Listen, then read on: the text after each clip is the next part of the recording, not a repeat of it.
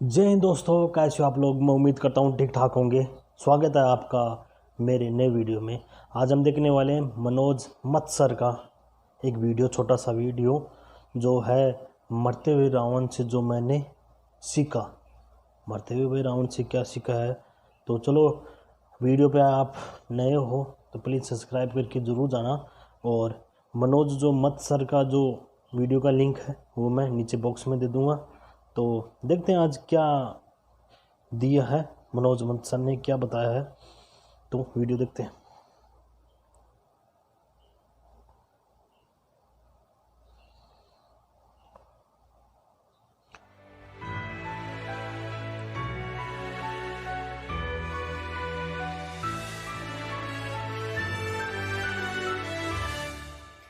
क्या नाभि में इंट्रो आ लगे रहा है हुए यार। श्री राम के तीर रावण को मृत्यु के द्वार तक धकेल चुके थे।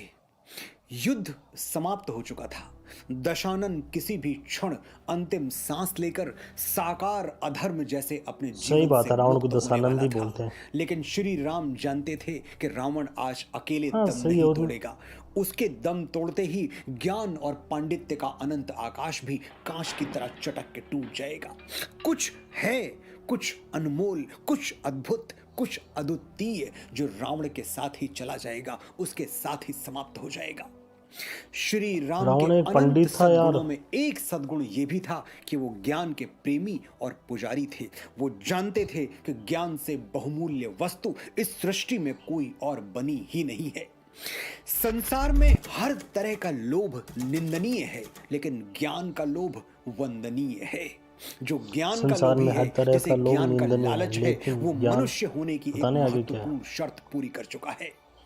आप जो इस समय मेरा ये वीडियो देख रहे हैं, आप भी ज्ञान के लोभी हैं। आपको भी वही लालच है जिसे श्री राम ने वंदनीय कहा है। मैं परमात्मा से प्रार्थना करूंगा कि आप इस लालच से कभी मुक्त ना हो। श्री राम को आभास था कि ज्ञान का एक दिया बुझने से पहले दूसरा दिया जल जाना चाहिए। उन्होंने लक्ष्मण से कहा, अनुज, इस सृष्टि का प्रकांडतम विद्वान, महानतम ज्ञानी अंतिम सांस लेने वाला है। जाओ और उससे अनुरोध करो कि वो संसार से जाते जाते तुम्हारी झोली में कुछ ज्ञान रत्न डाल दे। सही बात बोला, लक्ष्मण को अपने भैया की ये बात क्योंकि कुछ रावण ठीक सबसे बड़ा नहीं लगी। विद्वान था। वो बोले, सारे भैया, देवताओं को भी अपने पास ज्ञान रखता था गुरु वो। से लिया जाता है, और ये पापी, ये अधर्मी, ये मेरा गुरु कैसे हो सकता है? श्री राम ने मुस्कुरा कर कहा, तुम अपने अंदर शिष्य जागृत करो लक्ष्मण, फिर कण कण में तुम्हें गुरु के दर्शन होंगे। तुम अपने जाओ, अंदर ये से सुअवसर जागृत अपने करो, हाथों फिर से तुम्हें जाने कण मत कण में दो। गुरु के दर्शन होंगे। श्री राम अच्छी ने बात है। कितना बड़ा सच कह दिया था उस दिन। जिनको ये शिकायत है कि सच्चा गुरु नहीं मिला, जरूर उनके अंदर का शिष्य अभी सोया हुआ है।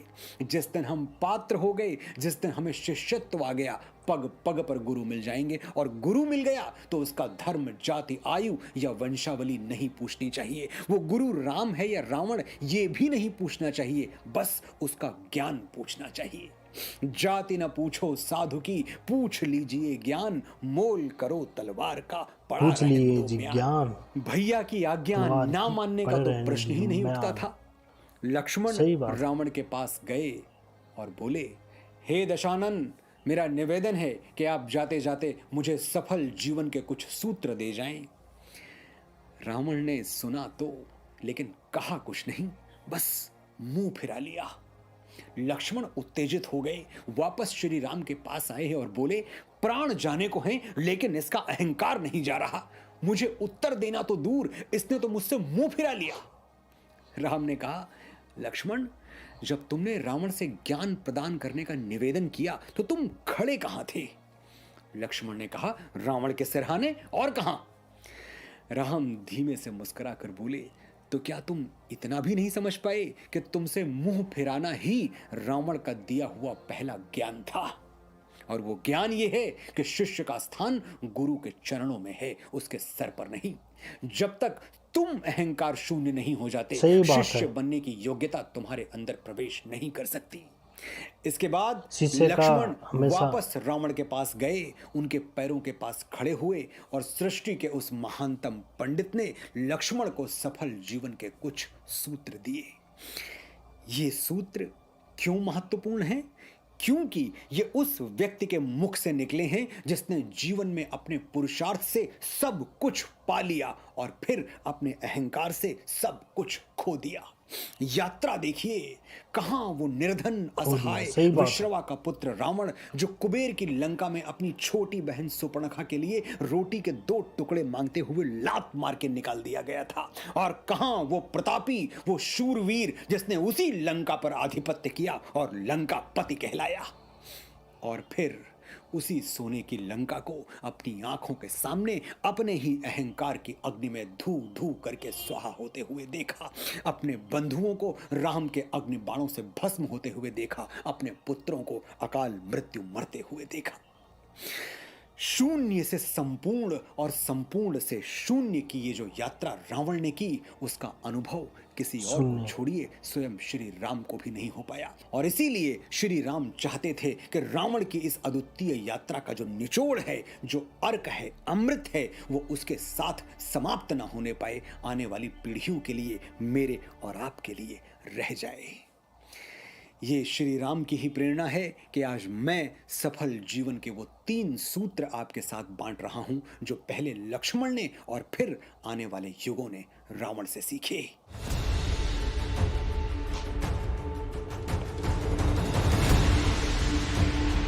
सुबह से रावण ने कहा, सुबह से हे लखन, मन का स्वभाव है सत्कर्मों को स्थगित करते रहना और दुष्कर्मों की ओर आकर्षित हो जाना।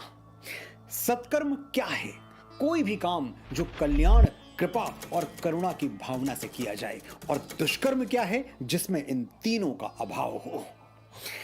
कई बार मुझे यह विचार आया कि मैं श्री राम के चरण पकड़ लूं, सीता को ससम्मान वापस लौटा दूं, लेकिन मेरा मन, वही मन जो सत्कर्मों को टालता रहता है, आज नहीं कल कर लेंगे, कल नहीं फिर कभी कर लेंगे, उसने मेरे जीवन में पश्चाताप का वो कल, प्रायश्चित का वो पल कभी आने ही नहीं दिया। महारानी मंदोदरी ने समझाया था मुझे, कहा था कि श्री राम से उनकी श्री छीनने का अपराध मत करो। मैंने नहीं सुना। विभीषण ने मेरे चरण पकड़ के याचना की थी, अपनी महत्वाकांक्षा के अग्निकुंड में लंका का दहन मत करो भाई। मैंने उसकी भी नहीं सुनी। और सुनी तो किसकी? शूर्पणखा की, जिसने मुझे अनुचित प्रतिशोध के लिए उकसाया और देवी सीता को लंका की पटरानी बनाने का प्रलोभन मेरे मन में अंदर तक उतार दिया। मन सदैव प्रलोभन की ओर भागता है, और मेरे जैसा शास्त्रज्ञ भी मन का ये षड्यंत्र समझ नहीं पाया। मेरे सामने शुभ और सत्कर्म का विकल्प सदैव उपस्थित था, लेकिन मेरा मन उसे अनदेखा करता रहा, टालता रहा और दुष्कर्मों की ओर खींचता रहा। यदि मैंने अपनी आत्मा में उठने वाला सत्कर्म का पहला संगीत सुन लिया होता, तो मरघट का ये साएं साएं करता हुआ सन्नाटा सुनने की नौबत नहीं आती। शुभस्य शीघ्रम, शुभ करने का विचार आए तो उसे कभी स्थगित मत करना, उसी क्षण विचार को कार्य में बदल देना, वरना मन अपनी चाल चल देगा, अपना खेल खेल जाएगा, और सत्कर्म की, शुभ की वो विद्युत रेखा जो आत्मा में कौंधी थी, वो विलुप्त हो जाएगी, और तुम कुछ सार्थक करने का अवसर सदा सदा के लिए चूक जाओगे। काल करे सो आज कर, आज करे सो अब, पल में परलय होगी, आज करो से अब।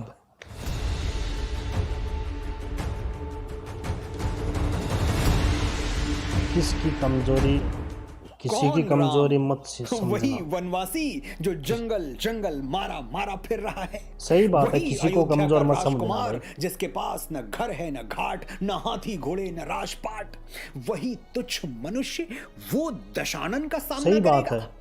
दशानन कुछ भी नहीं था, 14 वर्ष का वनवास हुआ था, कुछ भी जिसने नहीं था। नवग्रहों को बंदी बना के अपने महल के पिछवाड़े नतमस्तक की मुद्रा में खड़ा कर दिया है। ऐसे महाअसुर से वो साधारण मानव टकराएगा? वो सबसे बड़ा विद्वान था ना रावण, इसलिए सारे सबको जीत लिया था उन्होंने। इतना बड़ा ज्ञानी आदमी था रावण। असंभव संभव हो गया।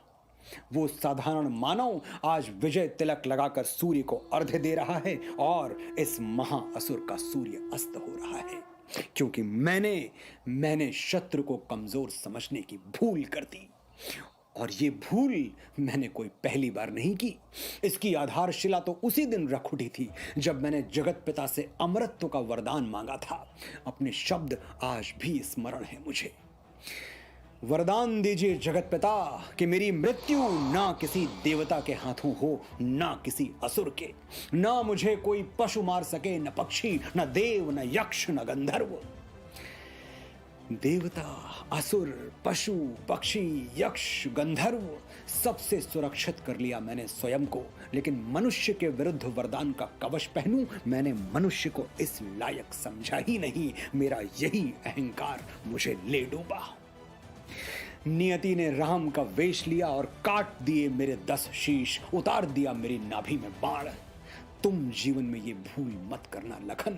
स्मरण रहे, तिनके को तीर और कण को पर्वत बनते देर नहीं लगती।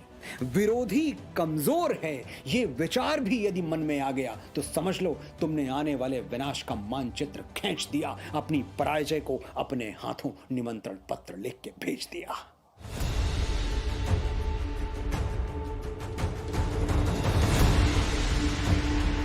राज को राज ही रहने दो। तुमसे अपने मन का सही बात है, राज को राज ही रहने दो। रहा हूं, लेकिन तुम ये भेद किसी और से ना कहना। इससे अधिक हास्यास्पद बात कोई और हो सकती है क्या? अगर तुम खुद अपना राज नहीं रख पाए तो कोई और क्या रखेगा? यही तो भूल हुई मुझसे। मैं अजेय था, दुर्जेय था, अपराजेय था, लेकिन ये भेद कि मेरी नाभि में अमृत है मैं छुपा नहीं पाया, और इसी भेद के बल पर मेरे ही भाई ने मेरे सर्वनाश का शंखनाद कर दिया। राम सर्वशक्तिमान सही, श्री हरि नारायण का अवतार सही, सृष्टि के महानतम धनुर्धर सही, ब्रह्मांड के सर्वोच्च योद्धा सही, लेकिन किसी तुणीर में वो बाण नहीं था लक्ष्मण जो मुझे धराशायी कर सके। यदि मेरे ही भाई ने मेरा भेद न खोल दिया होता तो मैं लंकेश्वर अपनी ही लंका में यूं रक्त रंजित छत विछत धूल में न लौट रहा होता। ये मेरा अंतिम सूत्र है लक्ष्मण, इसे कभी मत भुलाना। तुम्हारा वो भेद जिस पर तुम्हारी प्रतिष्ठा टिकी हो, तुम्हारी मर्यादा और तुम्हारा जीवन मरण टिका हो, वो किसी और से तो दूर स्वयं अपने आप से भी मत दोहराना। ये थे जीवन के वो सूत्र, वो मंत्र जो मैंने रावण से सीखे। आपने बड़े धैर्य से सुना, बड़े ध्यान से सुना। आपका आभार।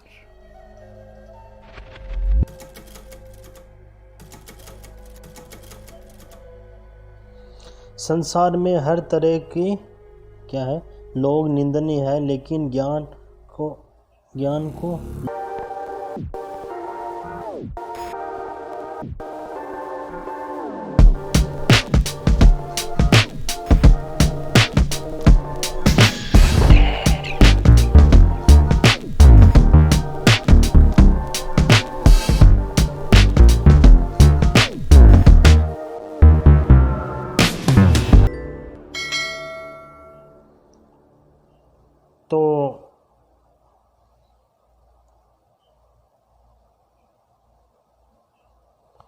तो वीडियो ख़त्म हुआ। वीडियो बड़ा मस्त था और अच्छी अच्छी चीज़ें बताई मनोज मत सर ने रावण के बारे में। सबसे ज़्यादा मनोज मत सर के बारे में जानते हैं। मनोज मत सर शायद यूपी के रहने वाले हैं और उन्होंने ये शायद मेरे हिसाब से कवि भी हैं और गीतकार भी है, लेखक राइटर भी है, स्क्रीन राइटर भी है, कई तरह के उनमें। और इन्होंने मेरे हिसाब से कई फिल्मों में, हिंदी फिल्मों में गाने भी गाए हैं, जिसमें एक तो मेरे को भी याद है उन्होंने राइटर लिखा तेरी मिट्टी में मिल जाए, जो केसरिया फिल्म का गीत है। और गली के हैं गलियां है, एक गलियां फिल्म का भी शायद लिखा। और एक तेरे संग यारा, इस टाइप के फिल्म भी गाना था। और दिल में मेरी न सुना, ऐसे कोई गाना था, वो भी उन्होंने लिखा। और फिर भी मैं तुम्हें चाहता हूँ, एक शायद वो भी गाना था, फिर भी मैं तुम्हें चाहता हूँ मेरे हिसाब से। और उन्हें जो अपनी बाहुबली फिल्म है, दोनों फिल्मों पे भी शायद मेरे हिसाब से उन्होंने गाने वगैरह लिखे हैं। और कई टीवी शो भी करे उन्होंने। टीवी शो भी मैंने देखा था, एक शायद सिंगर है, डांसिंग कंपटीशन होता है, उनमें भी मैंने देखा था। और शायद मेरे हिसाब से कवि है तो हिंदी के बहुत अच्छे राइटर भी हैं। तो ये तो मनोज मत्सर है, इनका पूरा नाम शायद मनोज शुक्ला मुत्सर ऐसे होना चाहिए मेरे हिसाब से, देखना पड़ेगा और क्या है इसका। और उन्होंने जो रावण के बारे में बात बताई 3 सीख, वो बड़ी मस्त लगी मेरे को। जो तीनों बातें रावण की थी वो तीनों बहुत अच्छी लगी, सारी अच्छी अच्छी चीज़ें बताई, बहुत अच्छा यानी वीडियो में बहुत अच्छी चीज़ें बताई उन्होंने, मेरे को आनंद आया उसमें। और जो रावण के बारे में बताया मनोज मुत्सर ने कि रावण, हाँ बिल्कुल, रावण एक महान पंडित था। उन्होंने पूरे जो देवता है सबको अपनी मुट्ठी में कर लिया था। हालांकि जो शिव भगवान है सबको, जितने भी देवता थे सबको अपनी मुट्ठी में कर लिया था। इतना प्रखंड विद्वान था रावण और इतना साहसी आदमी था, लेकिन उनको कौन मार गया? एक अहंकार मार गया। उसके बारे में उन्होंने बताया है। उन्होंने जो 3 चीज़ें बताई मनोज मुत्सर ने, कि 3 चीज़ें, जो 3 ज्ञान बताया। पहला बताया कि किसी को कमज़ोर मत समझना, जो भी है। और एक और बताया राज को राज ही रहने दो। और एक जो मनोज मुत्सर ने 3 ज्ञान बताए, 3 चीज़, वो मेरे को बड़ी पसंद आई। जिसमें पहला था शुभ सह्य संग्राम, दूसरा था शायद राज किसी की कमज़ोरी मत समझना, ऐसे था। और तीसरा था राज को राज ही रहने दो। बड़ा अच्छा, मेरे को ये पॉइंट अच्छे लगे। उसमें मैंने भी कुछ चीज़ें सीखने की कोशिश की, लेकिन देखते हैं आगे और क्या है।